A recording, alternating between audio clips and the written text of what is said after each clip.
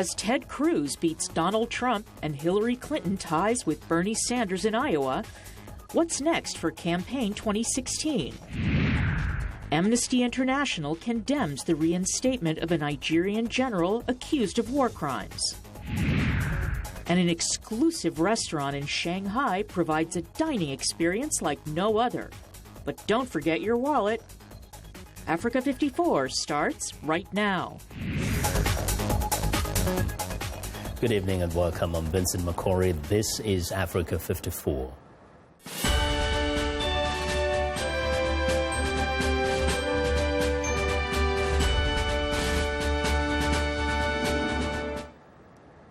Well, Senator Ted Cruz was the winner of the Iowa Republican presidential caucus, the first official test of the 2016 U.S. presidential campaign. But the Democratic race between Hillary Clinton and challenger Bernie Sanders ended in a virtual tie, too close to call. Jim Malone has more on the opening salvo in the presidential race from Des Moines, Iowa. God bless the great state of Iowa. Texas Senator Ted Cruz, an anti-Washington conservative, emerged from a crowded Republican field to claim victory. Tonight is a victory for the grassroots. Tonight is a victory for courageous conservatives across Iowa and all across this great nation. Tonight, the state of Iowa has spoken. Donald Trump, leading the race for months, finished a close second to Cruz and moves on to the next contest in New Hampshire, promising victory. We will go on to get the Republican nomination, and we will go on to easily beat Hillary or Bernie or whoever the hell they throw up there. Florida Senator Marco Rubio finished third, surprisingly close to Trump, emerging perhaps as the favorite of establishment Republicans. Tonight here in Iowa, the people of this great state have sent a very clear message. After 7 years of Barack Obama, we are not waiting any longer to take our country back. Republican turnout hit a record high, filling halls like this one in West Des Moines, where Sheila Waller backed Marco Rubio. I think he's extremely well-spoken, very well-educated, very smart on foreign policy, and I think that's something that sort of hits everyone. The Democratic race was extremely close, with Hillary Clinton and Bernie Sanders in a virtual dead heat. But Clinton treated it as a victory. What a night! An unbelievable night! What a great campaign! This has been an incredible honor to campaign across Iowa with so many of you to make the case for the kind of future we want for the Democratic Party and for the United States of America. Sanders also claimed victory, surrounded by young voters who've embraced his message on the economy. He's eager to move on to New Hampshire, where he has a sizable lead over Clinton. Given the enormous crises facing our country, it is just too late for establishment politics and establishment economics. Democrats also turned out in force. Here in Des Moines, Sanders and Clinton supporters were eager to cast votes. He is the breath of fresh air in the political process. I think she'll be the strongest candidate to follow the suit of Obama and be able to work with Congress to keep moving forward. Democrat Martin O'Malley and Republican Mike Huckabee suspended their campaigns after poor showings. And New Hampshire, we will see you in the morning. Now those who remain head on to New Hampshire for next Tuesday's primary. Jim Malone, VOA News, Des Moines. Well, for more on what's next after Iowa, I'm joined live via Skype from Iowa by viewers Ken Faraba. Kane, first, what is really the significance of these results from yesterday for the voters specifically? Well, as Jim mentioned in that report, there was record turnout here. So obviously there was this energization of the voters that are here in Iowa. Bernie Sanders was very popular among younger voters, those on college campuses. They turned out in large numbers. And also, too, something we heard from a lot of the Republican voters was they didn't make up their minds until the very end. And a lot of them may have been supporting other candidates. And Marco Rubio, who placed in third, was their second choice. And so as they started to watch poll numbers, as they started to hear what the candidates had to say, a lot of those people that were supporting other candidates gravitated towards Marco Rubio. And that is really significant. What does it tell about what we could see in the coming days in terms of how some of those who look like they're lagging behind could perform? Well, in the 1980s, former President George H.W. Bush called this phenomenon the Big Mo, which is momentum. That momentum is now going to carry these candidates forward to New Hampshire, and I would say that the momentum is squarely on Marco Rubio's side. He has now emerged as the preferred choice of the Republican establishment, and he is now going to take that message into New Hampshire, where he's increasing the amount of advertising he's going to be spending in New Hampshire. He's also focusing on South Carolina. So I think now both Trump and Cruz are paying attention. Marco Rubio, who has now emerged as really the alternative choice for those Republican voters who don't want to support the anti-establishment candidates like Trump and Cruz. Very quickly, was there any surprise in the very, very slim win of Hillary Clinton there? Well, if you're talking to Bernie Sanders supporters in Iowa, they're not surprised at all. In fact, I think there might be a little bit of disappointment that he didn't beat her here in this state. But yes, I mean, polling indicated that Clinton had a slight advantage over Sanders in the lead up to the caucuses. However, as the election returns were coming in on caucus night, it was the slimmest of leads that she maintained. And even though it's really kind of a virtual tie, you know, Clinton has just the slightest edge here. She will get more delegates from this contest as they now move into New Hampshire. But, you know, moving into New Hampshire, this is all just good news for Bernie Sanders because New Hampshire is the neighboring state to Vermont, his home state. He's expected to do well there. Now, very quickly, for the benefit of our viewers, what is the difference between Iowa and what we're going to witness in New Hampshire? New Hampshire is a primary, meaning that it's kind of like as you would participate in a general election. You go to a ballot box individually and you mark your preferred candidate on that ballot, and then you submit that ballot, and then it's tallied. You know, here in Iowa, the caucus is kind of like a voter party. Everybody shows up. You've got 2 hours to vote or to turn in your ballot or to basically gather into groups for your preferred candidate, and then they tally numbers based upon, you know, the people present. So, you know, the result is the same. You're basically casting your vote or your decision for the candidate. In New Hampshire, though, it's all sort of marked down by ballot, and it's more similar to an election as we would come to know it. Ken, thank you very much for your insights there. Thank you. Viewers, Ken Farabal reporting live via Skype from Iowa.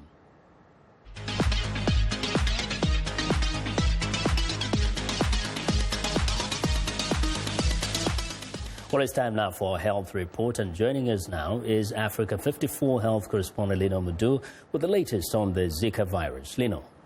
With the Zika virus spreading rapidly, the World Health Organization on Monday declared Zika a global health emergency. As VOA's Alberto Pimienta reports, many fear the worst is yet to come. Thought to be linked to birth defects in newborns, Zika is now an international crisis. The clusters of microcephaly and other neurological complications constitute an extraordinary event and a public health threat to other parts of the world.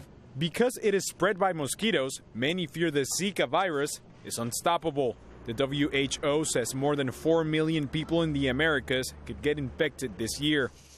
Brazil has been hit the hardest by the virus. There has been an explosion of newborns with microcephaly, a condition that makes their heads abnormally small. While no firm link has been established between the Zika virus and the baby's condition, Brazilian researchers say they are convinced there's one. Since October of 2015, more than 4,000 cases of microcephaly have been reported in Brazil. In 2014, there were only 150 similar cases.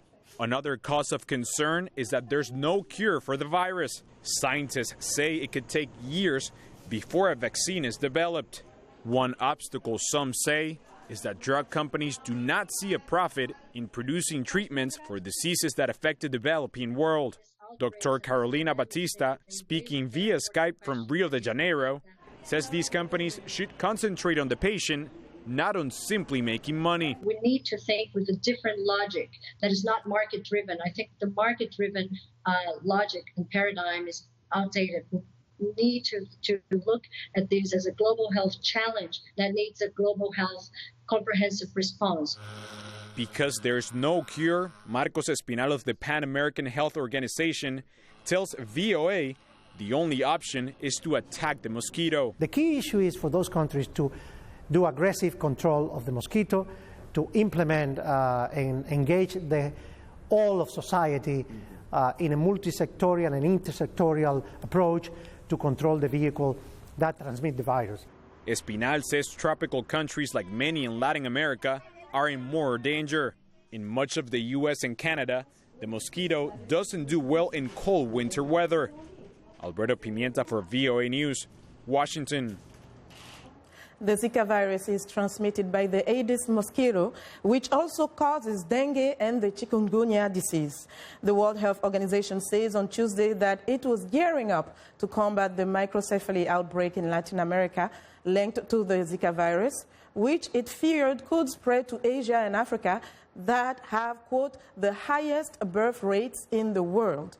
Despite declaring a global public health emergency, the WHO stopped short of calling for travel or trade restrictions.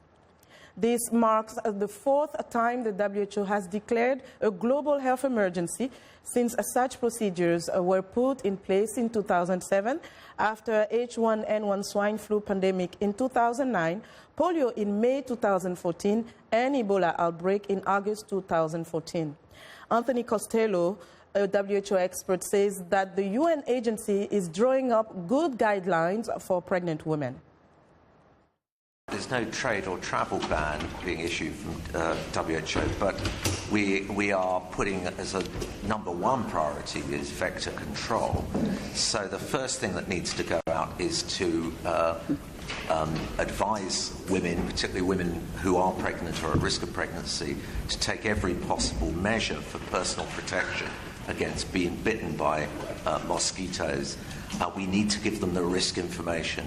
We need mass community engagement here, mobilization of women's groups, of antenatal groups, and of partners who are going to do a lot to control the vector. A NATO Brazilian president is urging pregnant women not to travel to the country for this year's Olympic Games because of the risks posed by the Zika virus. Drug makers worldwide are joining the race to develop a vaccine for the disease. And that's our Africa Health Report for today. Vincent? Well, thanks, and be sure to watch Lenore Mudu's health reports every Tuesday and Thursday right here on Africa 54. Well, we want to know what you think about Africa 54 and the stories we cover. Join the conversation on Facebook. The address is Africa 54, and check out our headlines 24/7 on voaafrica.com. Find me on Twitter at VOA Vince Makori. Coming up, a rights group condemns the reinstatement of a Nigerian general accused of war crimes. Stay with us.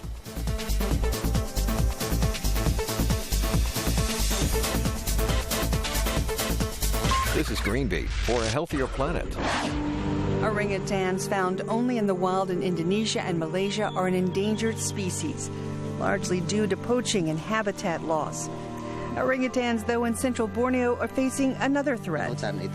Forest areas along the Mangkutub River have been destroyed as a result of recent forest fires, making it difficult for orangutans to find food, and this is very dangerous for them.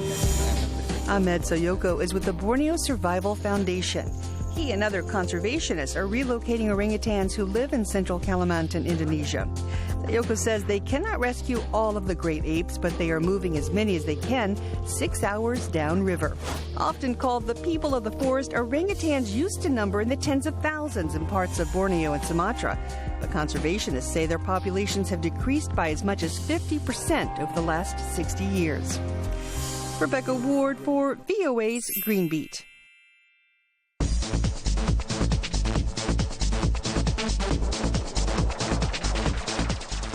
Well, the human rights group Amnesty International is strongly criticizing the reinstatement of a Nigerian army commander who it says is implicated in war crimes during the country's battle with Boko Haram terrorists.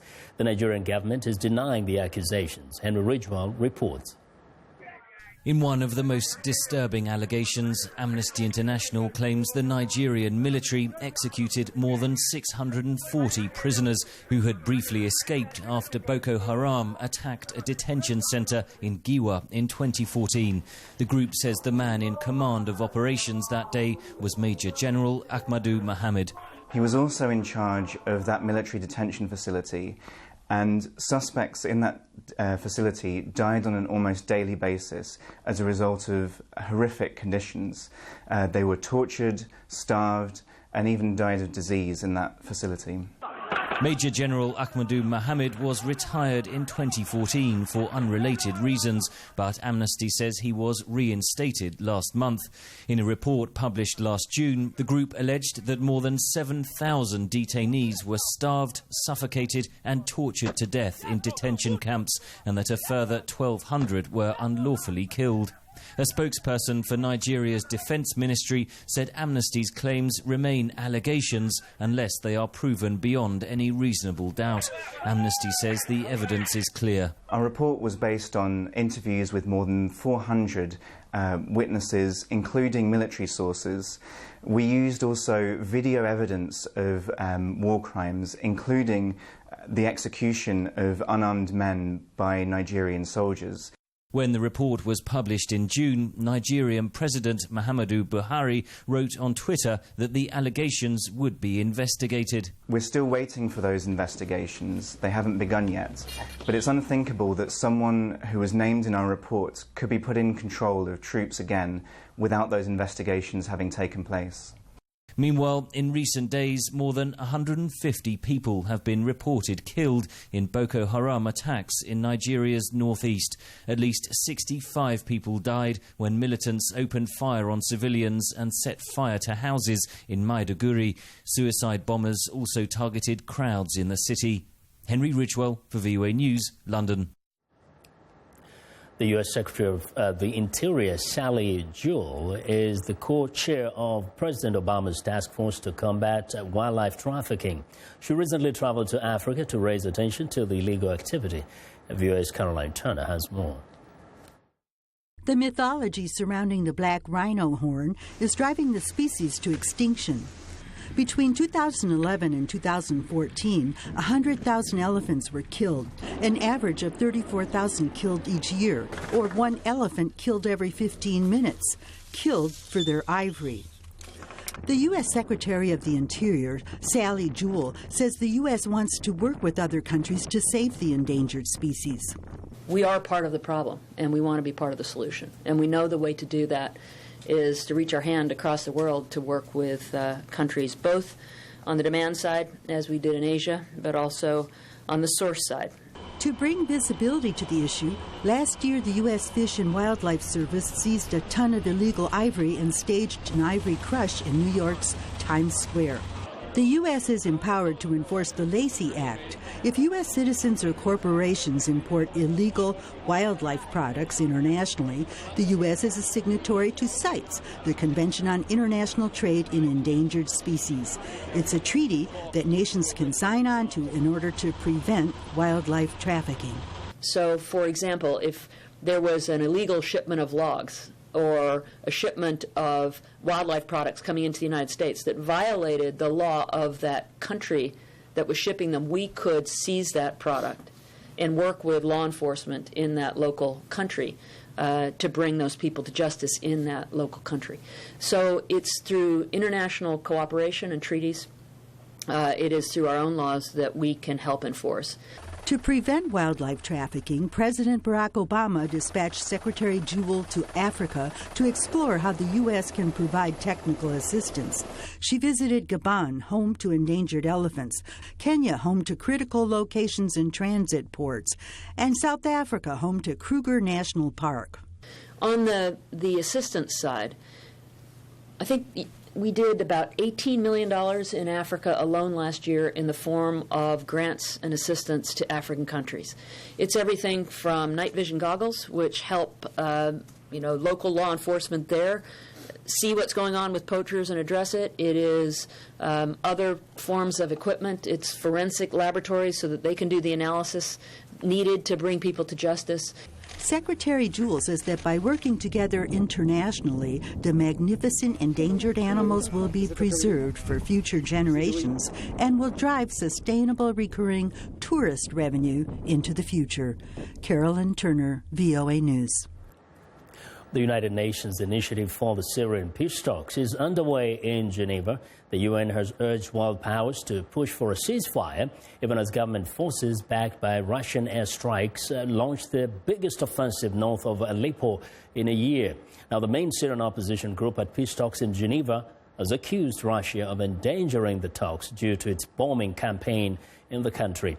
In a recent interview with VOA's Senate correspondent Michael Bowman, Republican Senator Bob Corker of Tennessee, the chairman of the Senate Foreign Relations Committee, spoke on a wide range of issues, including the Syrian Peace Initiative. I think it's starting off in a place that is going to make it very difficult to lead to that kind of place. I certainly support diplomatic talks, as I think everyone would, but the elements at present do not feel like they're in their proper place. And what's been happening, as you know, is the facts on the ground have been changing. You have Russia that has intervened, and certainly the Assad regime, because of their support and Iranian support, have been making gains, and so pushing back against the Syrians. And as you change the facts on the ground in the way that they've been changed, it makes it very difficult to get to a place that looks satisfactory at present. Do you envision President Assad ever leaving voluntarily? At present, again, as he sees that he's making gains, and as none of the things that the UN Security Council resolution stated have occurred. In other words, he's taken none of those steps. He hasn't quit barrel bombing his own citizens. He hasn't dealt with the humanitarian piece. He isn't dealing with this very low-level request. You would think that could easily be met.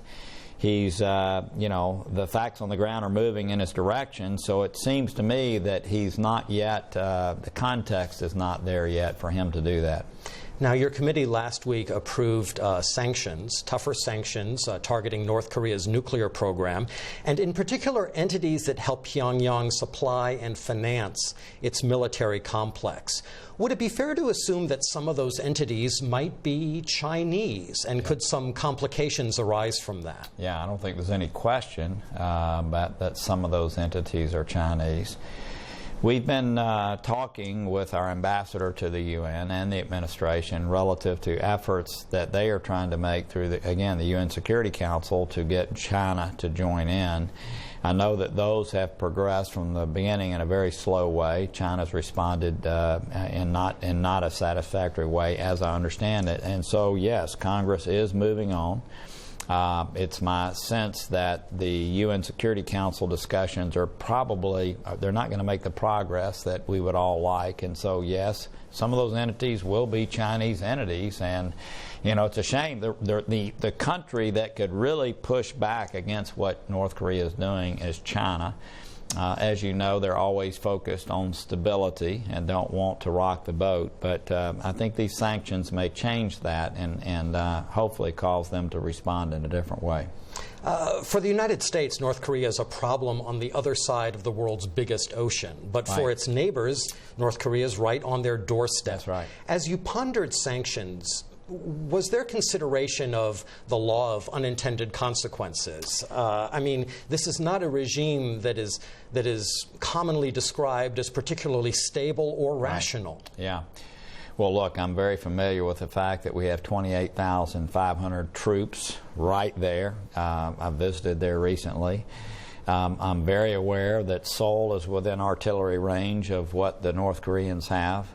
I'm very familiar with the fact that, China, again, wishes beyond for anything. The greatest wish for China is stability, but I would actually say that what you've got is the unintended consequences of doing nothing. Well, it's time now for a short break. Still to come on Africa 54, turning dining into theater for top dollars. We'll be right back.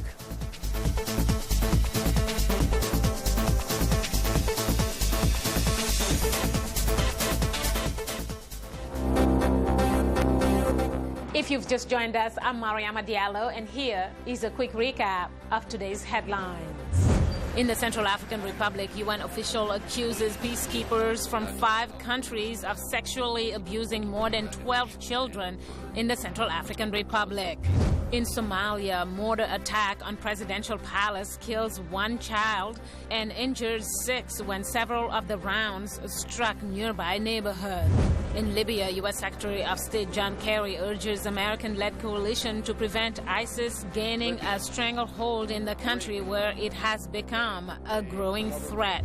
Finally, in Nigeria, a local non-government organization uses mud-filled plastic bottles to build affordable houses for the homeless in Kaduna. That's all for today. Thanks for watching. We'll see you next time.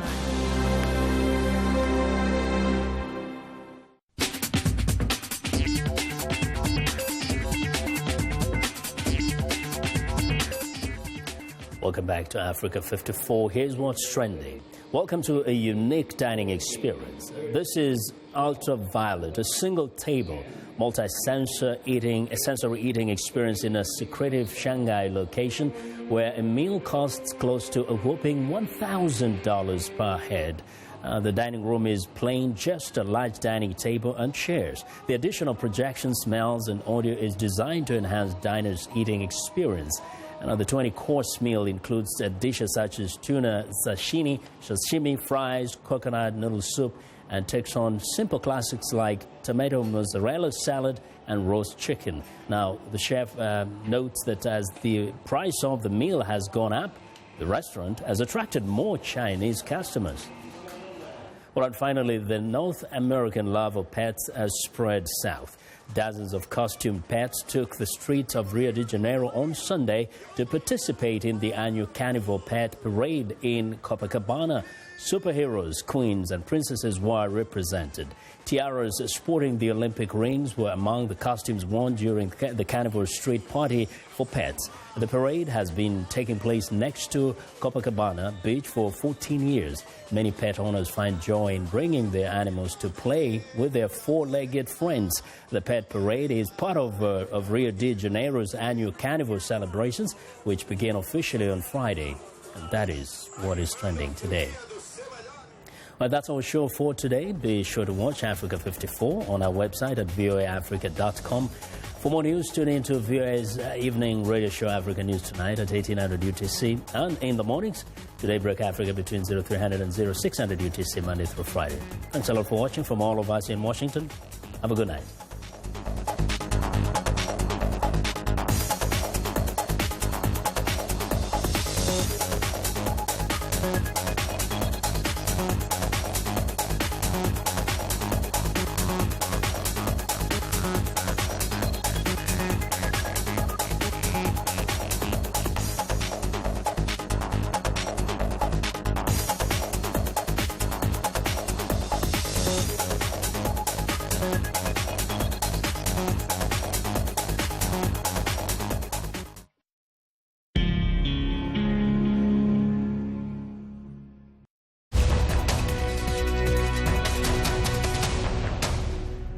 Welcome to the Voice of America's News Words, where we teach you about words in the news. When you hear a story about American business, sometimes you hear this phrase, stock market. Traders are pausing Thursday after the U.S. stock market's longest rally since July. A stock market is where people buy and sell ownership certificates or stock in companies. Many countries have stock markets. In the United States, the best known one is the New York Stock Exchange on Wall Street. The NASDAQ is another American stock market.